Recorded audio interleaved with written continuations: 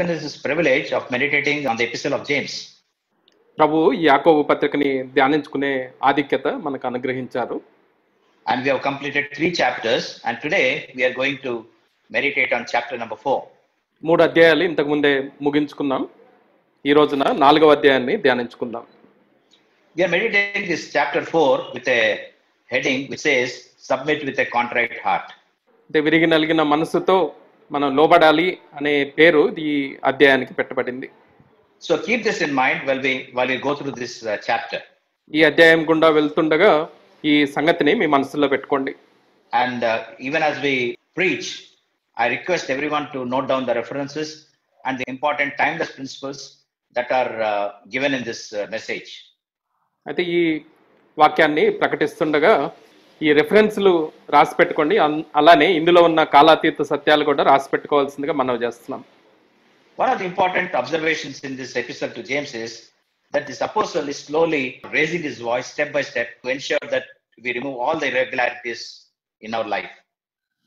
ఇక్కడ అపోస్తలుడు తన స్వరాన్ని పెంచుతూ మనలో ఉన్న అక్రమాన్ని తీసివేసుకోవాల్సిందిగా ఆయన మనల్ని హెచ్చరిస్తారు. In other words, he is raising the bar, or he is raising the standards of our living with each chapter and with each verse. అంటే మరో మాటలో చెప్పాలి అని అంటే ప్రతి అధ్యాయముతో ప్రతి వచనముతో మన జీవన ప్రమాణాలని ఆయన పెంచేవారుగా ఉంటున్నారు. He started with a very soft attitude in chapter 1.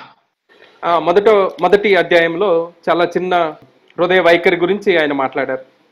Now in this chapter he is trying to sort out the infightings in the Christian community, in the body of believers. అయితే ఈ అధ్యాయంలో విశ్వాసుల సమూహమైన సంఘములో లేదా శరీరంలో ఉండే పోరాటాల గురించి ఆయన హెచ్చరిస్తారు. He is focusing attention on the lifestyle of the believers. అయితే విశ్వాసుల యొక్క జీవన శైలి మీద ఇక్కడ అపోస్తలుడు దృష్టి పెడతారు. When we alter our lifestyle, we slowly submit to the will of God. అయితే మన జీవన శైలిని మార్చుకున్న కొద్దీ దేవుని చిత్తానికి మనం లోబర్చుకుంటూ ఉంటాం. There are many topics in this chapter 4 which are very much of great importance to us. ఈ 4వ అధ్యాయంలో మనకెంతో ప్రాముఖ్యమైన అనేక అంశాలు పాఠాలు ఉంటున్నాయి. There is this topic on praying life. ప్రార్థనా జీవితాన్ని గురించిన అంశం ఉంటుంది. Secondly, our separated life. రెండవది ప్రత్యేకించుకున్న జీవితాన్ని గురించి ఉంటుంది. Third, there is a life of humility. తర్వాత మూడవది దీనత్వము కలిగిన జీవితం గురించి ఉంటుంది. Then he talks about our relationship with others, with the fellow believers. ఆ తర్వాత తోటి విశ్వాసులతో మనకుండే సంబంధం గురించి ఉంటుంది. Then finally he talks about how we should be in tune with God's will. తర్వాత చివరిదిగా దేవుని చిత్తముతో మనం ఎలా సమన్వయం కలిగి ఉండాలి అనే దాని గురించి ఆయన నేర్పిస్తారు. I feel that this chapter 4 is the heart of this epistle as the apostle James pours out his heart in refining our character. అయితే మన జీవితాన్ని లేదా వ్యక్తిత్వాన్ని మెరుగుపరచడానికి అపోస్తలుడైన యాకోబు తన హృదయాన్ని కుమ్మరించుకున్న మూల లేదా కీలక అధ్యాయంగా ఈ అధ్యాయాన్ని నేను భావిస్తాను. With this introduction, let's go with a meditation verse by verse. అయితే ఈ ఉపోద్ఘాతంతో వచనం వెంబడి వచనం ధ్యానంలోకి మనం వెళ్దాం. Let's read verses 1 to 3. మొదటి 3 వచనాలు చదువుకుందాం. మీలో యుద్ధములను పోరాటములను దేని నుండి కలుగుచున్నవి? మీ అవయవములలో పోరాడు మీ భోగచ్చల నుండియే కదా. మీరు ఆశించుచున్నారు కానీ మీకు దొరకట్లేదు. నరహత్య చేయుదురు, మత్సరపడుదురు కానీ సంపాదించుకొనలేరు. పోట్లాడుదురు, యుద్ధము చేయుదురు కానీ దేవుని అడగనందున మీకేమీ దొరకదు. మీరు అడిగినను మీ భోగముల నిమిత్తము వినియోగించుటకై దురుద్దేశముతో అడుగుదురు గనక మీకేమీ దొరకట్లేదు. One of the significant characteristics of the church in the last days is that there is a spirit of competition amongst us leading to disunity. అయితే చివరి దినాలలో సంఘములో ఉండే లోపం ఏంటి అని అంటే పోటీ తత్వము ఎదురయ్యి ఐక్యత లోపించడం. This was not so in the early church. ఆది సంఘములో ఈ రీతిగా ఉండలేదు. It was characterized by unity, as a few verses in the book of Acts revealed to us. అపోస్తల కార్యాల్లో కొన్ని వచనాలు మనకి తెలియజేసినట్లు అక్కడ ఐక్యత ఉండింది.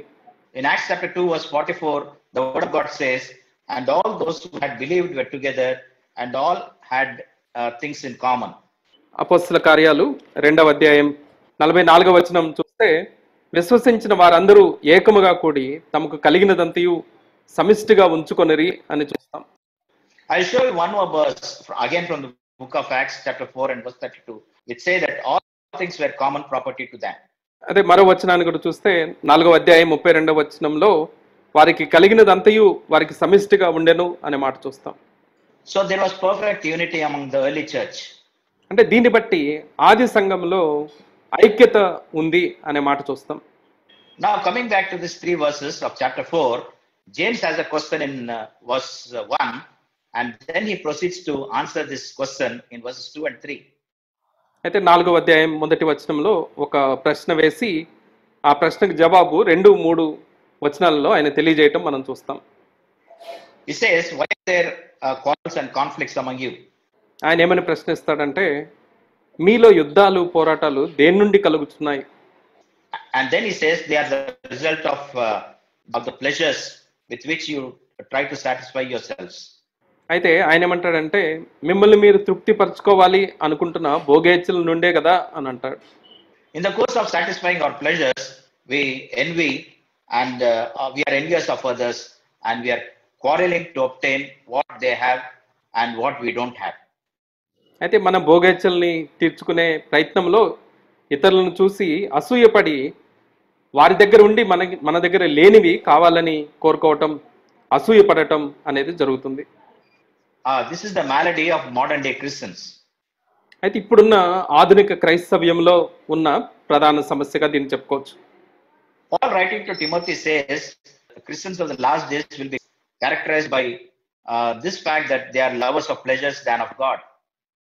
అయితే అపోస్తలుడైన పౌలు గారు తిమోతికి లేఖ రాస్తూ, చివరి దినాలలో తమను తాము ప్రేమించుకోవటం, తర్వాత ధనాన్ని ప్రేమించటం, లోకాన్ని ప్రేమించటం, ఇవన్నీ కూడా ఉంటాయి అని చెప్పారు. But dear friends, one of the things that we need to know is Christian life is about turning burdens into blessings and pains into pleasures. అయితే స్నేహితులారా, మనం తెలుసుకోవాల్సింది ఏంటి అని అంటే, క్రైస్తవ జీవితం అంటే భారాలని ఆశీర్వాదాలుగా మార్చుకోవటం, అలానే బాధని సుఖాలుగా మార్చుకోవటం లాగా ఉంటుంది క్రైస్తవ జీవితం. Our life is not meant to be to live for our pleasures, but for the pleasures of God. అయితే మన జీవితాలు మన భోగేచ్ఛల నిమిత్తం జీవించటం కాదు కానీ దేవుని ఇష్టాల నిమిత్తం మనం జీవించే వారంగా ఉండాలి. For this purpose we have been created and redeemed. అయితే ఈ కారణాన్ని బట్టే మనం సృజించబడ్డాం, విమోచించబడ్డాం. These are not my thoughts, but Revelation chapter 4 and verse 11, it goes like this. Thou art worthy, O Lord, to receive glory and honor and power, for thou hast created all things, and for thy pleasure they are and were created. ఇవి నా మాటలు కాదు కానీ ప్రకటన గ్రంథం 4:11లో ఈ రీతిగా ఉంటున్నాయి. ప్రభువా మా దేవా, నీవు సమస్తమును సృష్టించితివి, నీ చిత్తమును బట్టి అవి ఉండెను, దానిని బట్టియే సృష్టింపబడిన గనక నీవే మహిమ ఘనత ప్రభావం పొందనర్హుడు అని చెప్పుచూ తమ కిరీటములను ఆ సింహాసనం ఎదుట వేసిరి. Greatest rich man and the wise man, King Solomon, experimented with life, and he writes this in a book called Ecclesiastes. ధనవంతుడు జ్ఞాని అయిన రాజైన సొలొమోను ప్రసంగి గ్రంథములో ఈ రీతిగా రాశారు. In chapter 1 and verse 2 says, it starts the book with the phrase vanity of vanities. ప్రసంగి 1:2లో వ్యర్థము సమస్తమును వ్యర్థము అని తన పుస్తకాన్ని ప్రారంభించారు. Then in the middle of the book he talks about his pleasures in the body, pleasures of accomplishments, pleasures of acquisitions. తర్వాత తన ఈ పుస్తకం మధ్యలో తను సాధించినవి, తను చేపట్టినవి, తర్వాత శారీరక సుఖాలు, వీటన్నిటిని గురించి ఆయన రాశారు.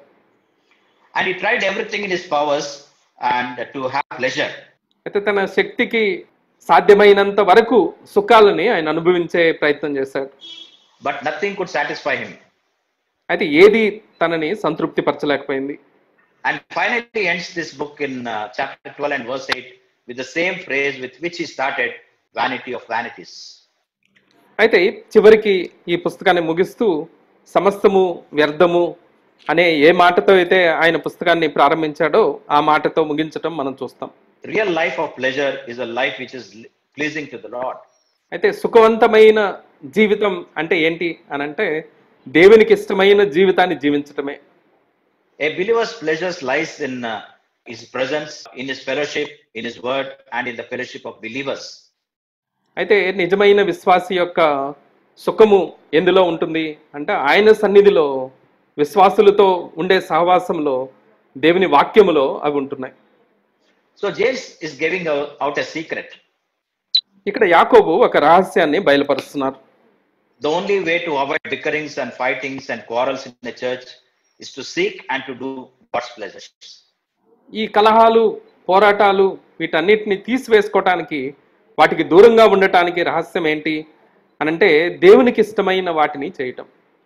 And James goes on to point out the reasons for not getting the things that we desire. అయితే మనం ఆశపడినవి పొందట్లేదు అనే దాని గురించి ఇంకొంచెం ముందుకు వెళ్తే ఆయన వివరిస్తారు.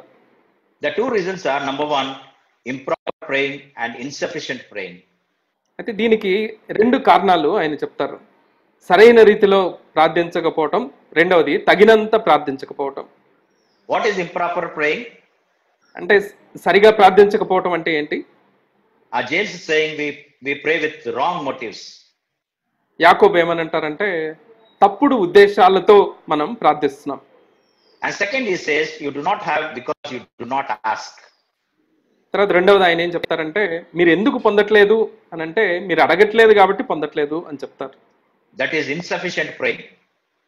అంటే తగినంత ప్రార్థన చేయకపోవటం అనేది అందులో కనపడుతుంది. My dear believers, our praying life gives a direction to our Christian life. ప్రియ విశ్వాసులారా, తగినంత సరైన ప్రార్థన అనేది క్రైస్తవ జీవితానికి బలాన్ని చేకూరుస్తుంది.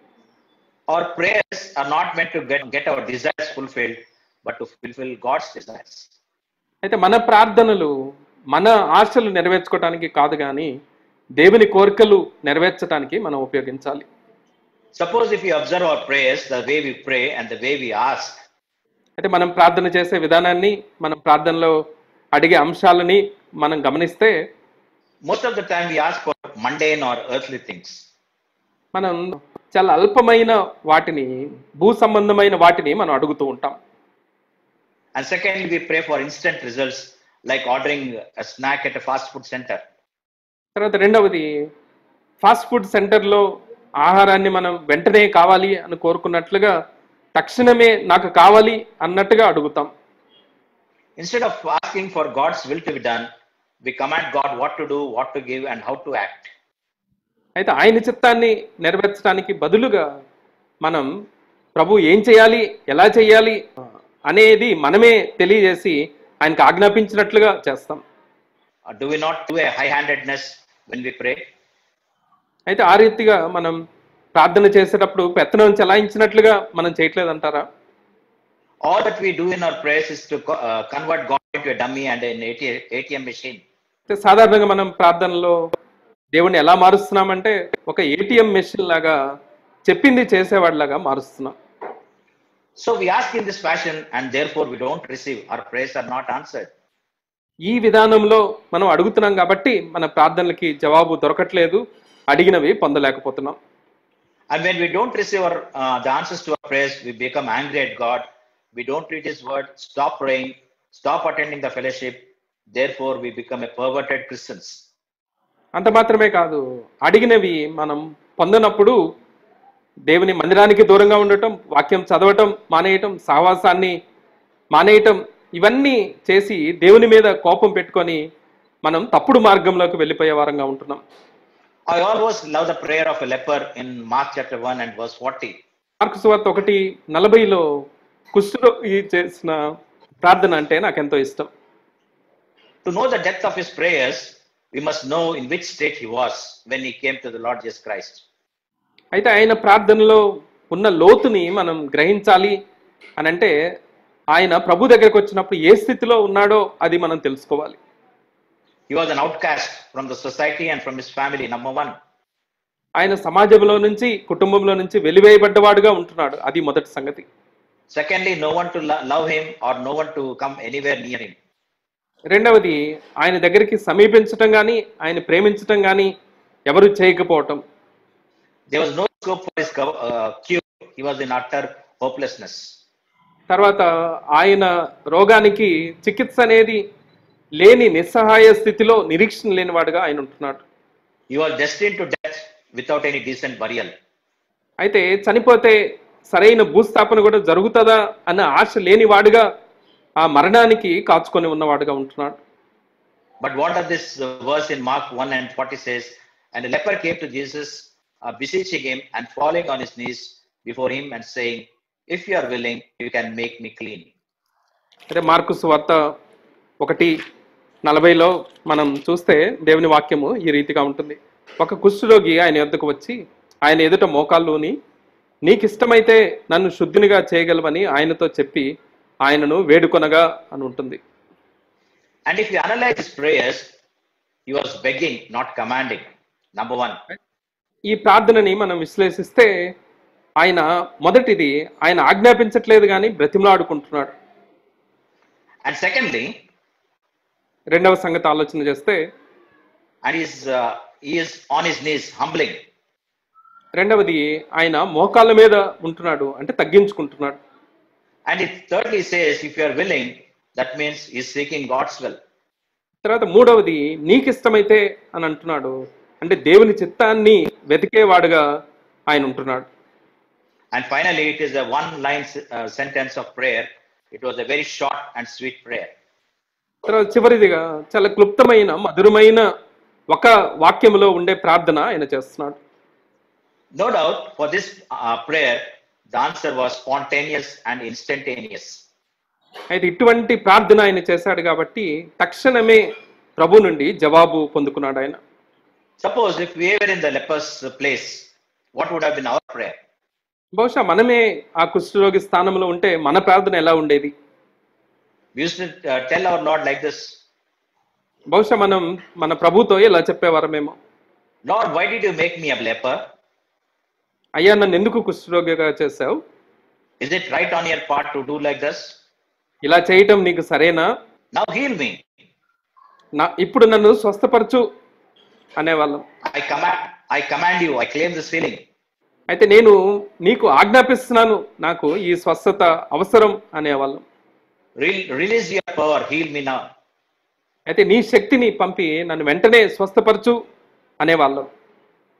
Is it not the prayer we watch in our TV shows? అయితే ఈ రోజుల్లో టీవీలలో మనం చూస్తున్న ప్రార్థనలు ఇలా లేవంటారా? Our prayers are like complaining and passing out orders. అయితే మన ప్రార్థనలు ఎలా ఉంటున్నాయి అని అంటే నిందించటమో లేకపోతే ఆయనకు ఆజ్ఞాపించటమోగా ఉంటున్నాయి. Dear friends, this is not the correct way to pray. స్నేహితులారా, ఇలా ప్రార్థన చేయటం సరైంది కాదు. And what effect this prayer of the leper had on Jesus? ఈ కుష్ఠరోగి చేసిన ప్రార్థన ప్రభు మీద ఎలాంటి ప్రభావాన్ని చూపించింది? If we read the next verse 41. 41వ వచనాన్ని మనం చూస్తే ఆయన compassion. అదేమని ఉంటుందంటే ఆయన కనికరపడ్డాడు అని ఉంటుంది. That means our Lord's heart was moved. అంటే దాని అర్థం ఏంటి అంటే ప్రభు యొక్క హృదయము కదిలింది. And secondly, he touched him. No sane person would ever touch a leper. తర్వాత రెండవది ఆయన కుష్ఠరోగిని తాకినట్లుగా చూస్తున్నాం. ఏ తెలివన్న ఏ వ్యక్తి కూడా ఒక కుష్ఠరోగిని తాకడు. And thirdly, he uttered these compassionate words, I am willing, be healed. తర్వాత చివరిదిగా ఆయన తన కనికరంతో కూడిన ఈ మాటలు పలికారు, నాకు ఇష్టమే నీవు శుద్ధుడవు కమ్ము అని అన్నారు. This leper's prayer was a correct prayer. ఈ కుష్ఠరోగి చేసిన ప్రార్థన సరైన ప్రార్థన. He prayed with humbling. ఆయన తను తాను తగ్గించుకుంటూ ప్రార్థించాడు. And he resigned himself to the will of God. రెండవది దేవుని చిత్తానికి తను తాను అప్పగించుకున్నాడు. And no doubt his prayer was answered instantaneously. అలా చేశాడు కాబట్టినే ఎలాంటి అనుమానము లేకుండా తక్షణమే ప్రభు నుంచి జవాబు పొందుకున్నాడు. Here is a timeless principle. ఇక్కడున్న కాలాతీత సత్యము ఈ రీతిగా ఉంటుంది. True prayer is always anchored in the will of God. నిజమైన ప్రార్థన దేవుని చిత్తము అనే దానిని లంగరుగా చేసుకునేదై ఉంటుంది. We are not finished with this leper. I should not call him a leper because he is already healed. అయితే ఈ కుష్ఠరోగి లేదా బాగుపడిన వ్యక్తిని మన ఇక్కడ ఇంతటితో వదలట్లేదు. He proclaimed the news of his healing to everyone. తను స్వస్థపడిన సంగతిని, శుద్ధుడైన సంగతిని అనేకులతో ఆయన పంచుకున్నాడు.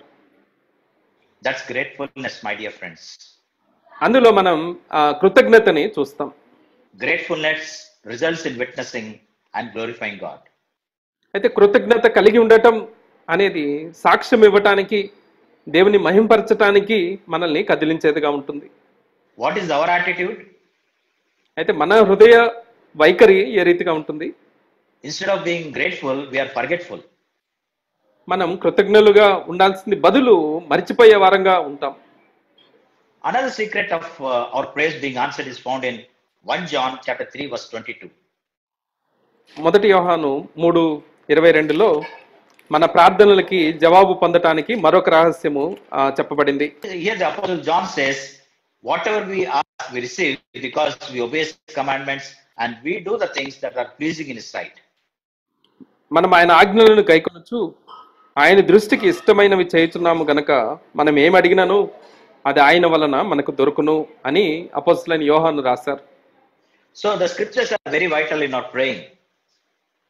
లేఖనాలు అనేవి మన ప్రార్థనా జీవితంలో కీలకమైన పాత్రని పోషిస్తున్నాయి. God's word directs our prayer. దేవుని మాటలు మన ప్రార్థనలని అవి సరైన దారిలో పెట్టేవిగా ఉంటున్నాయి. We are praying, we'll be enabled to pray according to his will. ఆ వాక్యమే ఆయన చిత్తము ఆధారముగా, చిత్తాన్ని బట్టి మనం ప్రార్థించడానికి మనల్ని సరైన మార్గంలో పెడుతుంది. That's why in John's Gospel chapter 15 and verse 7, it goes like this. If you abide in me and my words abide in you, you will ask what you desire and it shall be done for you. అందుకనే యోహాను సువార్త 15:7లో ఈ రీతిగా చెప్పబడింది, నా యందు మీరును మీ యందు నా మాటలను నిలిచి ఉండిన ఎడల మీకు ఏది ఇష్టమో అడుగుడి, అది మీకు అనుగ్రహింపబడును. What does the word abiding means? It is depending on Christ. నిలిచి ఉండటం అంటే క్రీస్తు మీద ఆధారపడటం అని అర్థం. Allowing his word to have a full sway in our life. అలానే ఆయన వాక్యానికి మన జీవితాలలో సంపూర్ణమైన జోక్యాన్ని ఇవ్వటం. As we consistently read his word, the scriptures shape our thoughts and desires. అయితే దేవుని వాక్యాన్ని స్థిరముగా, క్రమముగా చదివినప్పుడు మన ఆశలని, ఆలోచనల్ని, మన కోరికలని అది నియంత్రించి సరైన దారిలో పెడుతుంది. Consequently, we ask what the Lord desires. అయితే ఆ రీతిగా చేసినప్పుడు దాని పర్యవసానం ఏంటి అని అంటే, దేవుడు ఏది కోరుకుంటాడో అది మనం ఇష్టపడతాం. And finally, dear friends, there is a small illustration. చివరిదిగా మనం ఇక్కడ ఒక ఉదాహరణ కూడా మనం చూస్తాం. There was once a survivor of a shipwreck who was washed up on a small and lonely island. అయితే ఒకానొక సందర్భంలో ఒక ఓడబద్దలై ఒక ఆయన అందులో నుంచి బయటపడి ఒక చిన్న ద్వీపములోకి ప్రవేశించడం జరిగింది. It was an uninhabited island. అయితే ఎవరూ లేని ద్వీపం అది. Daily he would pray to the Lord to rescue him from that island. ప్రతిరోజు ప్రభుని ఈ ద్వీపం నుంచి, ఈ పరిస్థితి నుంచి నన్ను విడిపించు, తప్పించు అని ప్రార్థిస్తూ వచ్చాడు. Daily he would wait at and see the horizon if any rescue or help would come for him. అయితే ఆయన ప్రతిరోజు ఆ తీరం వైపు చూస్తూ నన్ను రక్షించడానికి ఏమైనా సహాయం వస్తుందా అని ఎదురు చూసేవాడు. But he was only frustrated. అయితే అలాంటిది ఏమీ లేక నిరుత్సాహాన్ని చెందుతూ వచ్చాడు ఆయన. Eventually he thought, I'll make a living on this island, so he built a small hut. అయితే చివరికి ఆయన ఏమనుకున్నాడంటే, నేను ఇక్కడే జీవిస్తాను అని చెప్పేసి ఒక గుడిసె వేసుకున్నాడు. He stored a small possessions that he could accumulate on the seashore. అయితే ఆ సముద్ర తీరంలో దొరికిన వాటిని కొన్నిటిని కూడబెట్టుకున్నాడు. One day he went out to get some food. అయితే ఒక రోజున ఆహారం కొరకు బయటకు వెళ్ళాడు. But when he arrived at his hut, it was all up in flames. అయితే తిరిగి వచ్చేసరికి ఆ గుడిసె కాలుతున్న పరిస్థితికి చూశాడు ఆయన. So everything he had accumulated over a period of days was lost. కొన్ని దినాల పాటు ఆయన కూడబెట్టుకున్నవన్నీ కాలిపోయాయి. He was filled with grief and anger. అయితే బాధతో అలానే కోపంతో ఆయన నిండుకున్నాడు. He would pray to God, God, how could you do this to me? అయితే ఆయన దేవునితో ఇలా ప్రార్థన చేస్తాడంట, ఎలా చేస్తావయ్యా నాకు ఇట్లాగా అనేసి. So that night he slept without any covering over his head. అయితే ఆ రోజు రాత్రి తన పైన ఎలాంటి కప్పు లేనివాడుగా, ఎలాంటి నీడ లేనివాడుగా ఆయన నిద్రించాల్సిన పరిస్థితి వచ్చింది. Early the next morning, he was awakened by the sound of a ship that was approaching. అయితే ఉదయాన్నే లేచి చూసేసరికి తన వైపుగా ఒక ఓడ వస్తుంది. And some people from the ship, they came to him. అయితే ఆ ఓడ నుంచి కొంతమంది వ్యక్తులు తన దగ్గరకు వచ్చారు. And this man asked them, how did you know that I was here? అయితే ఈ మనుష్యుడు వాళ్ళని అడిగాడంట, నేను ఇక్కడ ఉన్నానని మీకు ఎలా తెలిసింది అని అన్నాడంట. Then those people of the from the ship, they said, we saw your smoke signal. అయితే అక్కడున్న వాళ్ళు ఏమన్నారంటే, ఆ పొగ, ఆ మంటలు మేము చూసాము అని చెప్పారంట. And seeing that smoke signal, we thought there was some the help that was needed from us. అయితే ఆ పొగని మేము చూసినప్పుడు ఇక్కడ ఎవరో సహాయం అవసరమైన ఒక వ్యక్తి ఉన్నాడు అని మాకు అర్థమైంది అని చెప్పారు. So dear friends, it's easy to get discouraged when things are going very bad. అయితే పరిస్థితులు సరైన రీతిలో వెళ్ళనప్పుడు నిరుత్సాహపడటానికి ఆస్కారం ఉంటుంది. అది చాలా తేలికైన పని, నిరుత్సాహపడటం అనేది. Don't lose heart. God is working in our life. అయితే మనం ఆశని కోల్పోకూడదు. ఎందుకు అనంటే దేవుడు మన జీవితాలలో పనిచేస్తున్నారు. And even when we go through pain and suffering, we should understand that God is at work. అయితే శ్రమల గుండా, వేదన గుండా వెళ్తున్నప్పుడు కూడా దేవుడు మన జీవితాలలో కార్యము చేస్తున్నాడు అని నమ్మేవారంగా ఉండాలి. For the next time your house is in flames, remember that God's grace is at work. ఇంకెప్పుడైనా మీ జీవితాలలో మీ ఇల్లు నిప్పంటుకుంది, కాలిపోతుంది అన్నప్పుడు దేవుని కృప మీ జీవితాల్లో పనిచేస్తుంది అని గమనించండి. When everything seems gone in our life, remember it is summoning the grace of God. అయితే మన జీవితంలో సర్వస్వము కోల్పోయాము అని అనుకున్నప్పుడు అది దేవుని కృపని ఆకర్షించేదిగా, పిలిచేదిగా ఉంటుంది. So dear friends, this is the only meditation on the first 3 verses. మొదటి 3 వచనాలలో ఉన్న ధ్యానము ఈ రీతిగా ఉంటుంది. There is more yet to come in this chapter 4. ఈ 4వ అధ్యాయంలో మరిన్ని సంగతులు మనం చూస్తాం. There is this next topic about living a separated life. ఆ తర్వాత మనకు వచ్చే అంశము ప్రత్యేకించుకున్న జీవితాన్ని జీవించటం. How to be away from the world, how to be an enemy to this world. అయితే ఈ లోకానికి దూరంగా ఎలా ఉంటాం, లోకముతో శత్రుత్వాన్ని ఎట్లా పెట్టుకుంటాం. Thirdly, living a humble life. తర్వాత 3వది దీనత్వము కలిగిన జీవితాన్ని జీవించటం. And fourthly, how to live our life in relation to the fellow believers. తర్వాత 4వది తోటి విశ్వాసులతో మనం సంబంధాన్ని ఎలా కలిగి ఉండాలి, ఎలా జీవించాలి అనేది. And the final few verses of this chapter 4 teaches us how to be in tune with God's will. చివరి కొన్ని వచనాలు దేవుని చిత్తం ప్రకారం మనం ఎలా జీవించాలి, నడుచుకోవాలి అనేది చూస్తాం. I request everyone to read this chapter 4 at least twice before coming for the next Bible study. అయితే మిమ్మల్ని అందరినీ ఈ అధ్యాయాన్ని, 4వ అధ్యాయాన్ని కనీసం 2 సార్లు చదివి వచ్చే బైబిల్ అధ్యయన కూడికకి రావాల్సిందిగా మనం చేస్తున్నాను. May God bless you all. దేవుడు మిమ్మల్ని దీవించును గాక.